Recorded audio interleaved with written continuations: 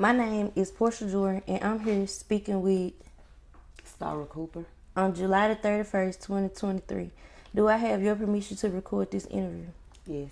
Can you please spell your name as you would like it to appear in this project? Starracooper.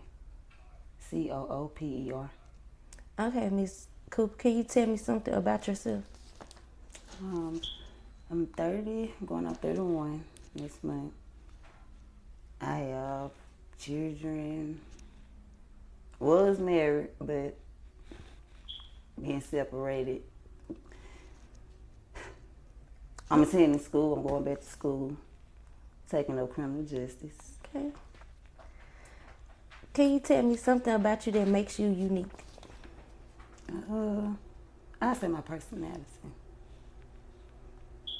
And when you mean your personality, is like your laughs, your jokes, or just one in whole? Just my whole personality in one. Okay. Tell me about how you grew up. Well, I didn't grow up much, but my mom made sure she made ends meet here and there. My dad wasn't in my life so much. He didn't really start coming around until I was grown. So it's only been me, my mama, and my two siblings. Okay. Who raised you, and can you describe how they raised you? My mom. Yeah, my mom basically raised me. She raised me to grow up, take self-accountability, never depend on no one.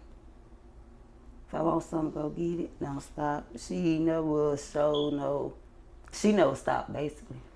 Like she always kept going. With 3 kids, even with 3 kids, she kept going. Like we never without food or house. What was it like where you grew up at?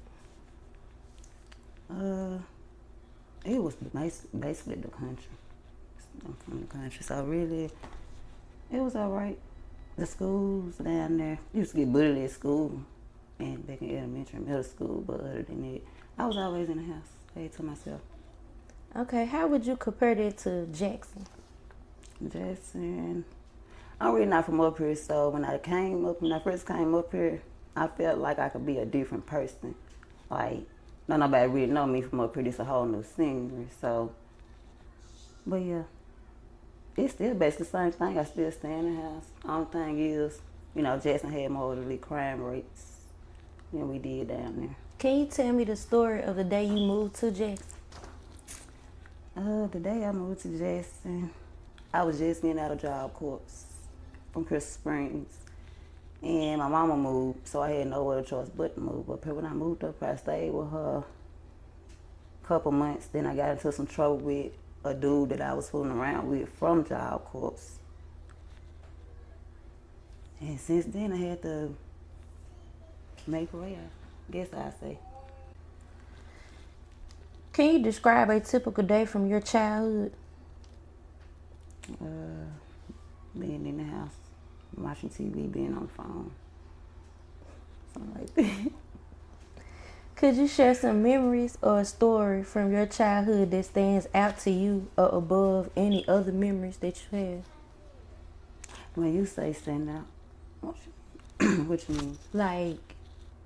Like a memory, something that's way more beyond, like more exciting, or something that was more like your most memorable moment out of every moment you probably done ever had. From my childhood, that would be when I had my son at the age of 16. Okay, you said the most memory when you have was having your son, right? Right. Why does that story stick out more than all the others? Because I had so much doubt when I found out I was pregnant. I instantly wanted an abortion. Then I had other people doubting me by me just being age 16. And I thought maybe I couldn't do it. After hearing it so long, I was like, yeah, they probably right. But then I talked to my mama. She taught me out of doing it. And she was here for me. And now he 15 and doing great. Okay, can you tell me about your experience of becoming a parent? Can you tell me how many children do you have, if you have any? I have 5. If you are raising children now, or if you are around children often, describe what a typical day looks like with them. A typical day with them. It sometimes it's frustrating. Sometimes it be a great day, but kids. They're running around the house, want to eat every 5 minutes on snacks. It's great. I love it. How do you describe your role as a parent? Got to be the go-getter for them. Who is your support system as you raise your children? My mom. Can you describe what the support system looks like? What you mean? Like, can you tell me, you know how people say they have a support system? Can you tell me what your support system looks like? Like, what do you think a support system is? My support system, she backs me up. Like, if I'm falling or I feel like I need a break, she there when she can be. Sometimes she can't be because she have her own life.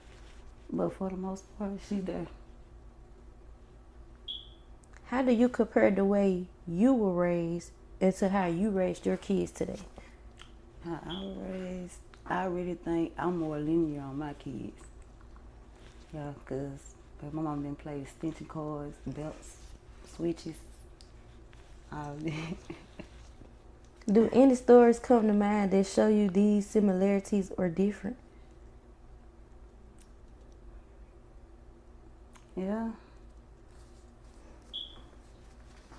Because, now let's say that when I was young, I just couldn't run and go in the refrigerator and just grab something out this cause for a punishment. But all my kids, I don't want to be like, y'all can't eat, but what y'all not going to do? Y'all not going to run through it. But y'all can go in there, grab a water, snack, without no punishment, unless they get to doing it too much. And, That's stop, understandable. sit down. Can you paint a picture of the neighborhood you live in now? I would say it's more on the one. I don't want to say poor.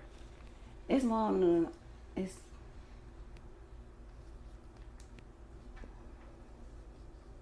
it's not good.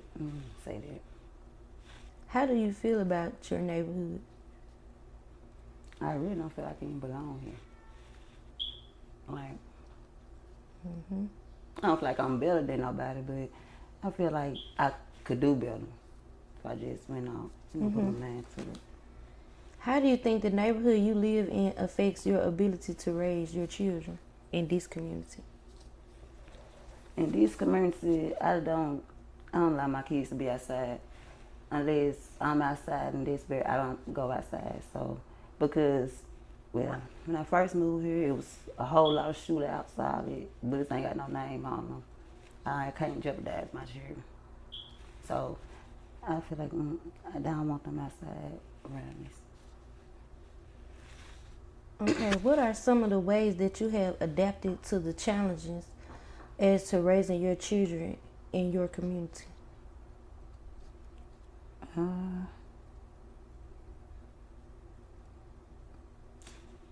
really haven't adapted. Really haven't.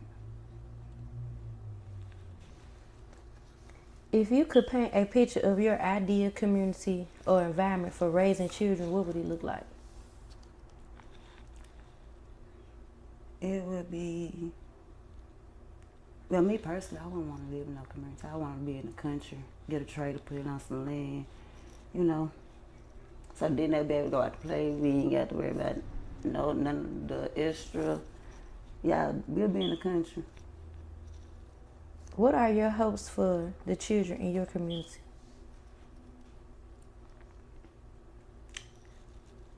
The hopes for the children in my community, some good, some bad.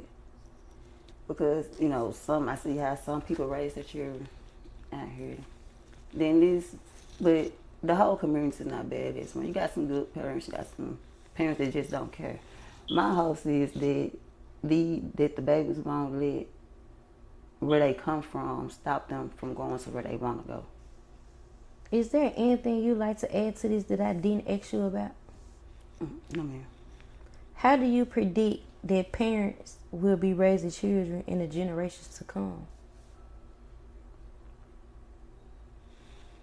I would say, just being honest, it'd probably be a slight change for the better. It'd probably be a slight change. I hope it'd be a big change, but Okay, well, what about the new obstacles that they will face? What new opportunities will they have?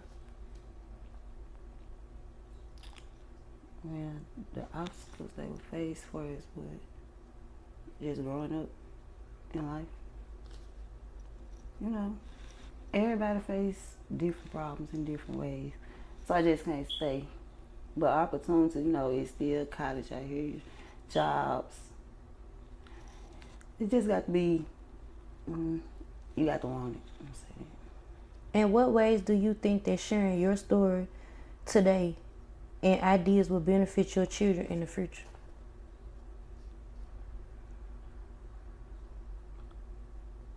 Maybe they'll want to do what I did because, me, it was hard for me. I dropped out of high school, was the first person to go to college, but, I didn't finish it. So I feel like, when I tell them what I done been through, what I done faced, when they get to the age, I see that. I hope it make a change, make them want to shoot for the best. And if you could tell the kids in the future a positive message, what would it be? Work hard. Okay, well, Ms. Cooper, I gladly appreciate you taking your time out to do this interview with me today. Thank you. You're welcome.